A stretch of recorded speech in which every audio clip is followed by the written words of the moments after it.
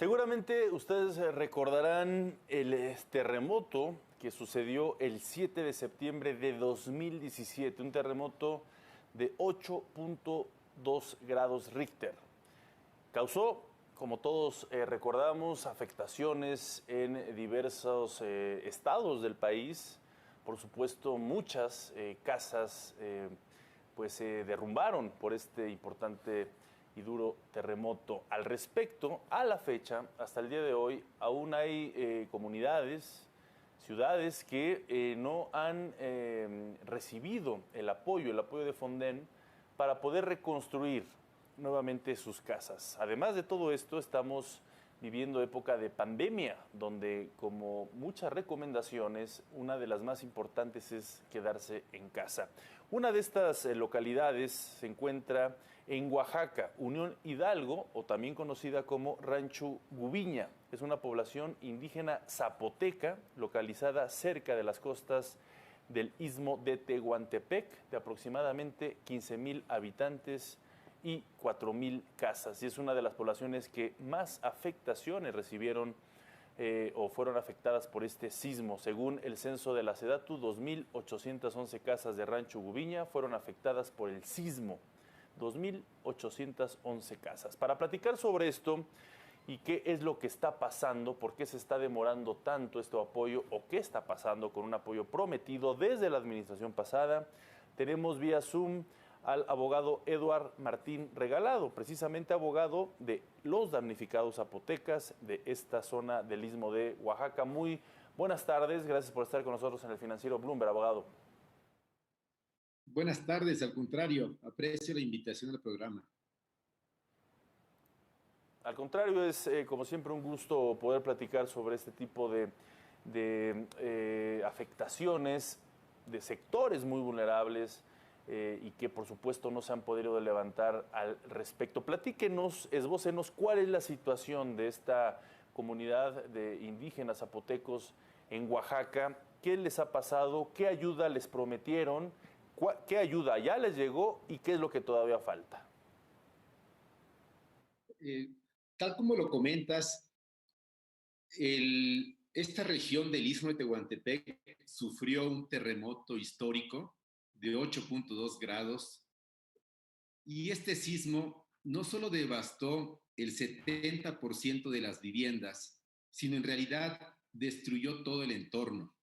La mayoría de las casas fueron afectadas, pero también las escuelas, los templos religiosos, el palacio municipal, el puente carretero de acceso al pueblo, los mercados.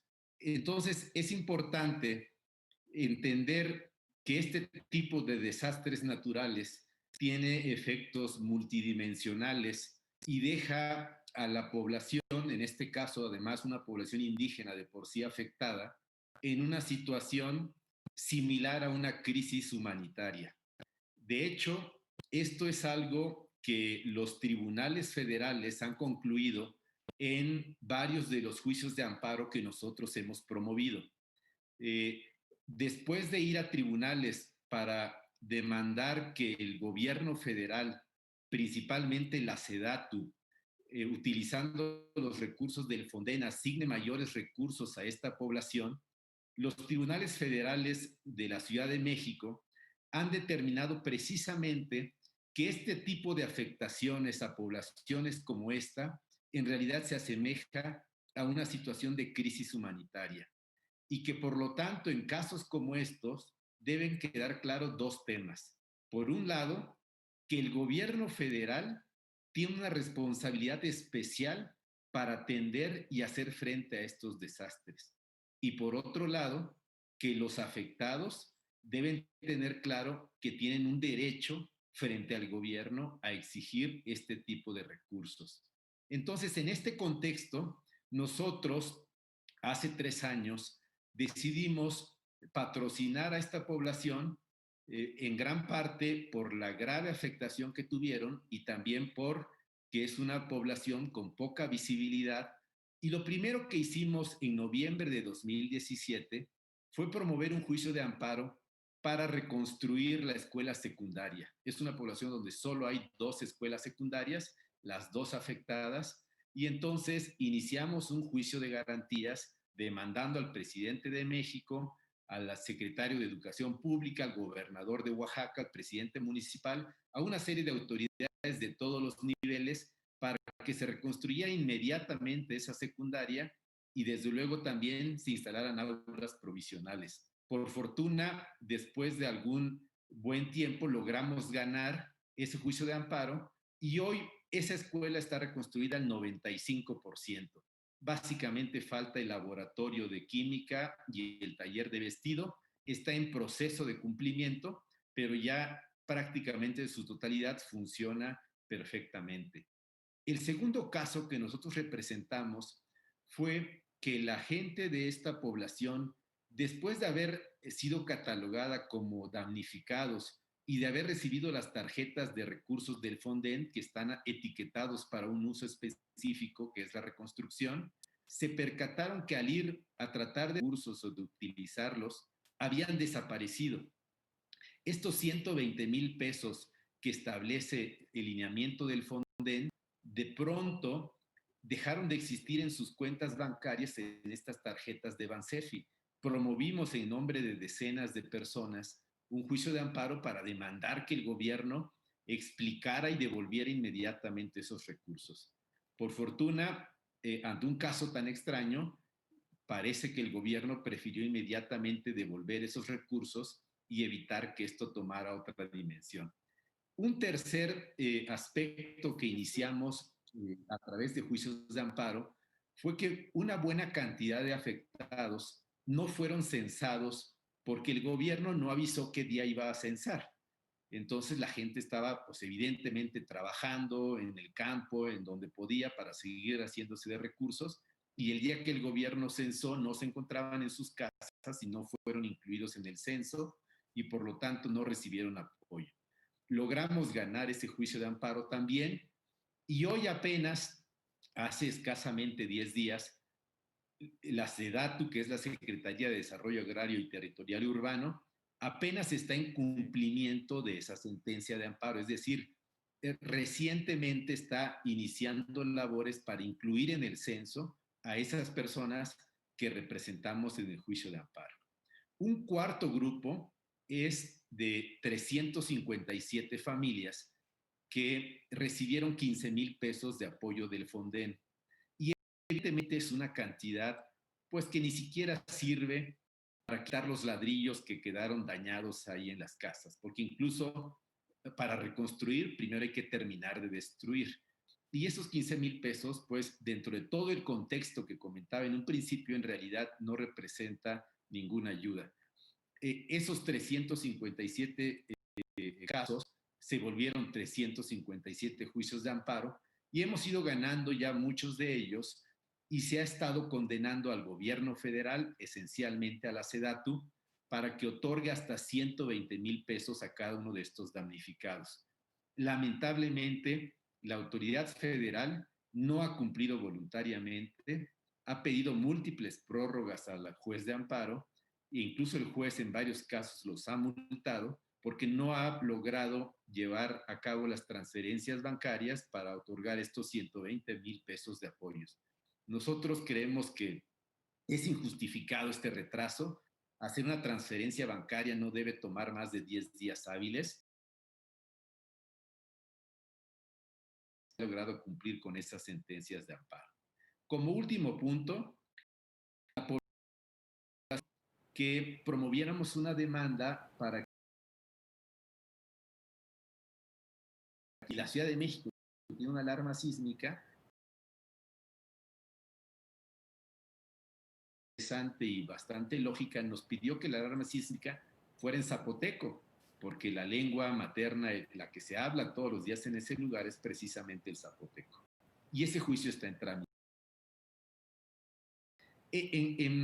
Digamos que en resumen, de los diferentes procedimientos que hemos iniciado, y nos parece importante dar el mensaje de que los derechos humanos son justiciables, los podemos llevar a tribunales y podemos exigir que vía las instituciones que tenemos se obliga al gobierno a actuar y asumir su responsabilidad.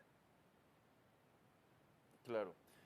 Pues sí, interesante, abogado, estos diversos procedimientos y demandas que han establecido. Me parece que hay claroscuros. Por un lado, positivo hablar de la reconstrucción de la escuela secundaria.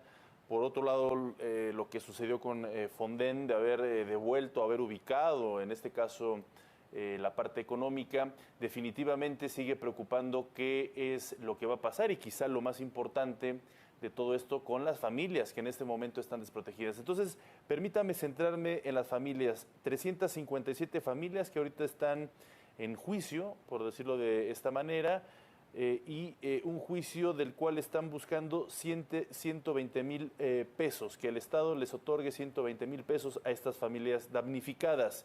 Eso quiere decir que ahorita, ¿dónde se encuentran estas personas? ¿Se encuentran dónde habitan, cómo habitan y en qué circunstancias se encuentran?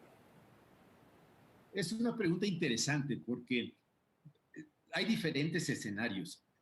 Como lo comentabas en un principio, los damnificados no están esperando que llegue el gobierno. Los damnificados desde el día uno, ellos mismos han hecho todo lo posible por reconstruir sus viviendas y han pasado 3 años, de manera que hay casos en donde han avanzado enormemente en la reconstrucción, hay casos que van a la mitad y hay otros que definitivamente pues no tienen las menores oportunidades para lograr reconstruir sus viviendas. Sin embargo, cualquiera que sea el caso, es decir, ya sea que no hayan reconstruido nada porque no puedan o porque lo hayan reconstruido, es importante tener en cuenta que eso no exime al gobierno de su responsabilidad. En cualquier caso, el gobierno está obligado por ley a otorgar esos recursos y el hecho de que alguien haya logrado reconstruir su vivienda no libera al gobierno de su responsabilidad. Entonces, hay muchos escenarios. Cada familia ha hecho lo posible para reconstruir en la medida de sus recursos su vivienda y especialmente ahora en época de pandemia. ¿Cómo recibe esta gente el mensaje de quédate en casa si no tienen casa? ¿Cómo recibe este mensaje cotidiano del gobierno federal de que hay que cuidarse si el gobierno federal no cumple con las sentencias de amparo para reconstruir sus casas? Ese es el tema, pero en cualquier caso, los escenarios son diferentes, pero en realidad la gente está haciendo todo para ellos mismos terminar de construir sus viviendas. Claro. Entonces, abogado, desde esta trinchera y hablando de tiempos, nosotros lo decimos en esta entrevista, finalmente bajo la comodidad de nuestros techos, pero para ellos cada día que pasa es muy complicado, ya van 3 años, acabamos de cumplir 3 años, el tiempo sigue avanzando, viene otra vez época de fríos y ¿qué sigue respecto a los tiempos jurídicos para en un momento dado poderles llevar estos recursos, fundamentalmente económicos, pero también las otras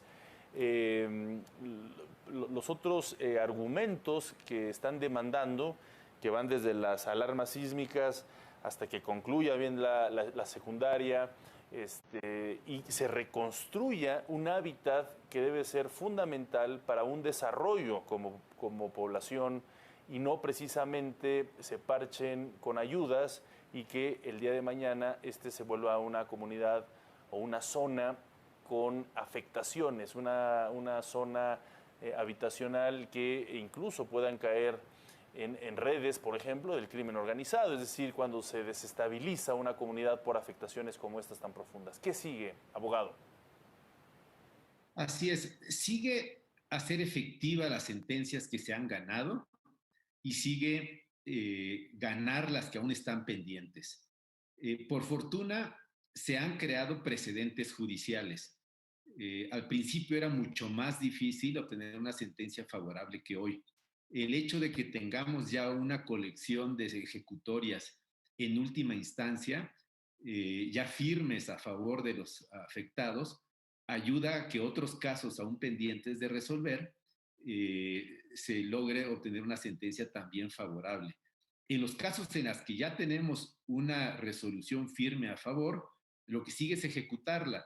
Y sabemos que una sentencia de amparo en realidad es poderosa, porque los jueces de distrito pueden incluso destituir a autoridades federales y consignarlas al Ministerio Público por el delito de desacato a una ejecutoria federal.